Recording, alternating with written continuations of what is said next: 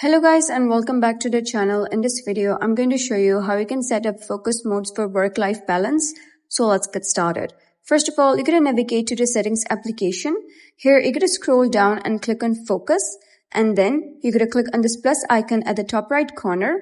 And here you're going to search for work. If you're not able to find work in the list, you can simply click on custom and name it to work. You can also change the color if you want to do so, or you can also add any icon. So let's say I'm going to add this icon over here.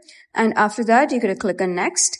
And now it says work focus, silence notifications you don't want, share with friends, turn on custom logs, schedule it to turn on automatically. So you're going to click on customize focus.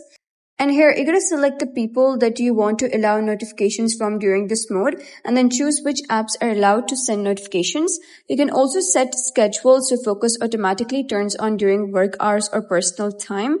And finally, customize your home screen and lock screen if needed as well. And once done, you're going to simply go back and now your iPhone will filter distractions and only show important notifications based on your work-life balance setup.